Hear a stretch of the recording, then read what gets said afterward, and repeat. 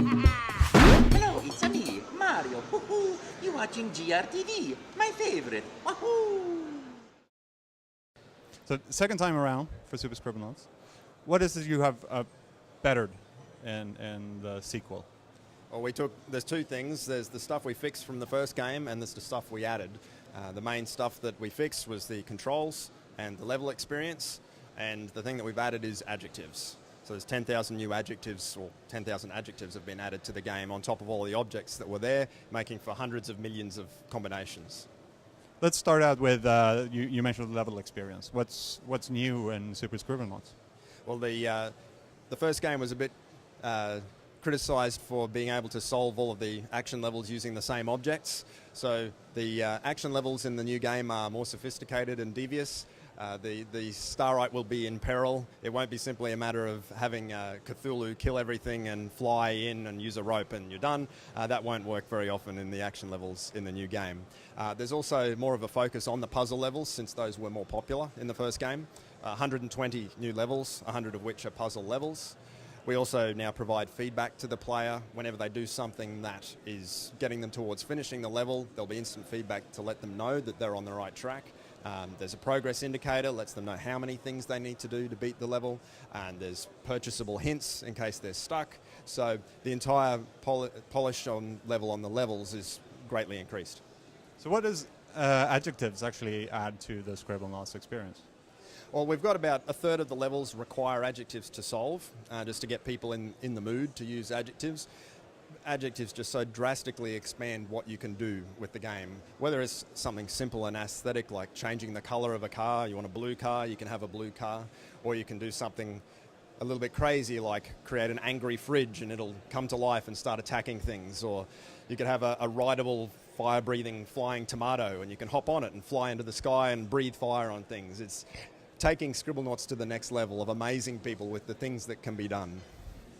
Have you added many words to the game as well, except for the adjectives? About 800 additional words have been added as well.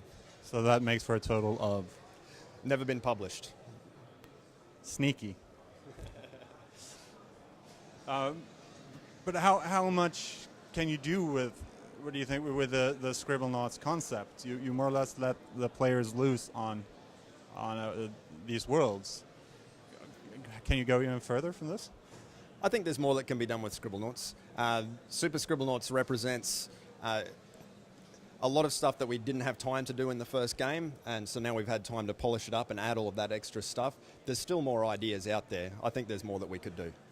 What's the greatest challenge when developing a game where the player is so free to more or less create whatever he or she wants? Level design is the greatest challenge.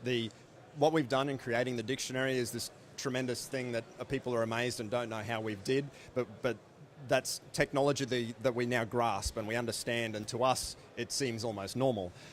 Creating levels is still always a challenge, because when the player can do anything, how do you challenge them? So we had a much larger level design team this time around to attack that and make the levels more in depth, more intuitive, and still be challenging. Give an example how you mentioned that the levels were more devious. Can you give an example of that? I've been demoing puzzle levels the whole time, so I don't have any action levels on top of mind at the moment. But I can think of one where there's a string of explosive barrels along the bottom of the screen, and there are spiked crushers that come down from the top of the screen, and there's fires everywhere, and you're not getting through there. It's just not safe.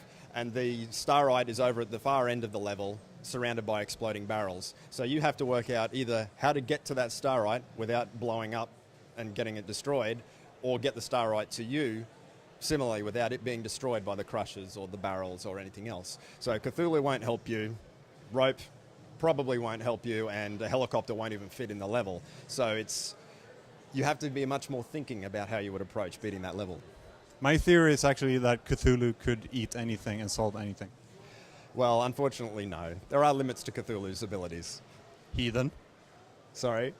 No, sorry. Little Lovecraft's humor there.